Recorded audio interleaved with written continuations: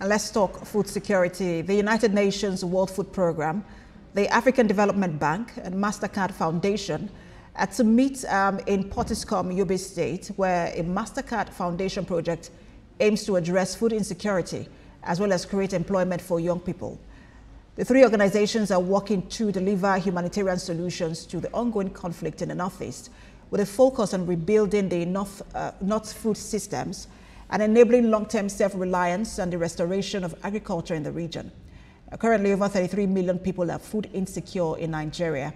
Of this figure, 10 million people are in 6 northeast and northwestern states of Borno, Adamawa, Yobe, Sokoto, Katsina, and Zamfara.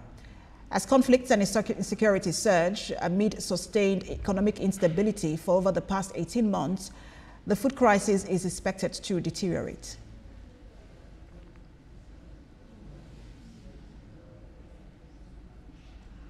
Now, joining me live from Pottiscombe, Yobe State, is David Stevenson. He's the Country Director, United Nations World Food Programme. Good to have you join us, Mr. Stevenson.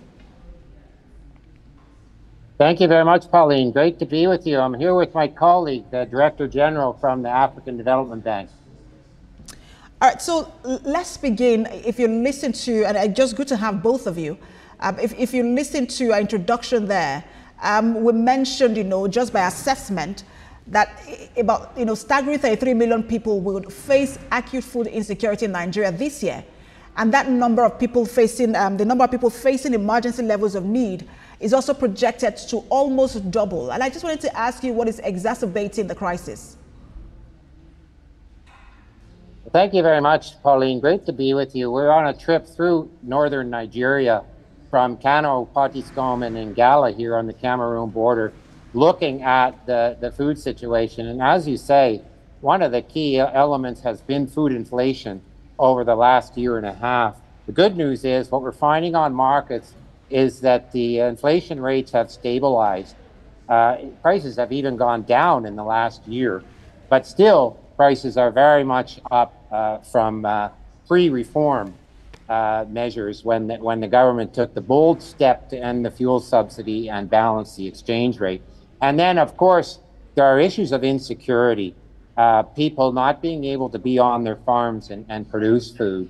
So we're really looking for a strategy of peace and production.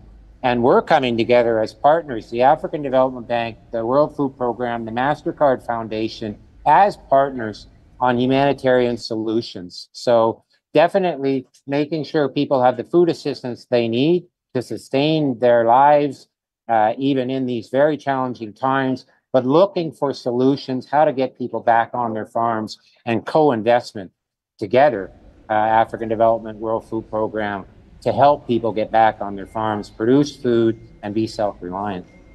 All right, let me bring in Abdul Kamara, who is the Country Director General of the African Development Bank in Nigeria. And I want to ask you, because now we're approaching the rainy season, and I know that flooding is one of the contributors to food insecurity. How concerned are you that things could deteriorate further? Yeah, well, thank you very much for having me. As my colleague said, this is a partnership. The African Development Bank, we are very much on the development side of things. We have an active portfolio, about $5.1 billion in infrastructure, energy, road transport, and so on. But very specifically on agriculture, where we are gearing towards now is how can you use infrastructure as an enabler of productive sectors? Because the food insecurity, as we are seeing now, we can only stabilize it going forward if we are really able to boost productive capacities, of various crops, especially the staples. So the African Development Bank has an existing program that is called the NAGS, which is $184 million. And that is precisely focused on boosting the production of wheat, rice, millets, and sorghum in all the northern states. Yesterday, I spent the day, part of the day in Jigawa State. What we saw there was exemplary in terms of wheat that is really, vast, extensive, but also blossoming, promising to give a good harvest of wheat. And of course, the same is continuing with rice and others as well. Currently, we are here in Borno State that had just been affected by floods. And of course, through this partnership, the African Development Bank approved $1 million to be used by the WFP through their own systems to deliver food aid, but more importantly, basic services as we are seeing now. We also have the basic services inclusive delivery project in all the northern states that is $260 million. That is also trying to fill some of the gaps in health, education, but also badly needed water services. So in the medium term, we really want to double up this. We are coming back with the NACS with $200 million so that Mr. Kamara, if I may come in here, dry season as well. And I know you are highlighting some of the things that is being done, but this question is for both of you, and if you can both answer it in just a minute, a minute each, that would be fine. We know that the food insecurity is also contributing to the number of displaced persons in the country. What sort of urgent coordinated action should be taken if we were to avert a worsening humanitarian disaster in Nigeria, especially by states and federal government? So let me just give a first shot. Your question is very, very valid.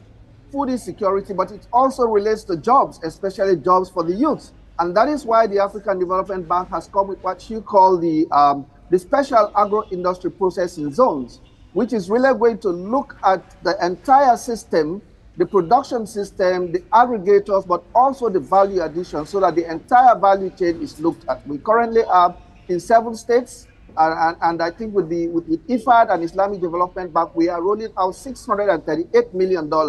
We expect to scale this up to all the states. At the African Investment Forum, we have investment pledges of over $2 billion.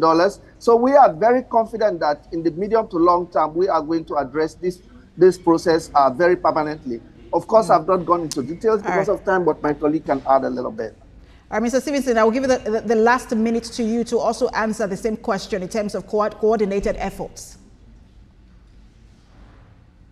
Sorry, Pauline, can you repeat your question?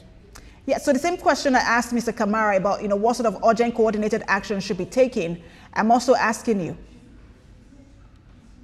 Okay, absolutely. So Dr. Kamara mentioned the importance of youth employment, the importance of engaging women. We need to think different and act different on humanitarian solutions. So we know there are crises. Crises repeat themselves. There are drought, floods and storms, climate change related. We faced that in Nigeria. Food inflation was at crisis levels and still is very high. We have insecurity affecting farming. But what can we do when we respond to crisis to also help with the solution? I think that's what the core of this mission together is, and the core to answer your question is. And what we need to focus on is livelihoods, making sure as much as possible when assistance is needed, it taps into the potential of self-reliance. So here today, out in Ngala on the Cameroon border, where we have people in a protected town dependent on food assistance, what we're actually doing is providing vouchers so they can source local food. And by doing that, we're employing small, medium enterprises who go out into the local markets, purchase food from farmers where it's available, and bring it for sale. So that's an example of a different approach to actually help solve the food system problem at the same time as addressing the crisis. Interesting development. We will follow through with what you're doing in Yobe State and see the impact on ground. Thank you, both of you.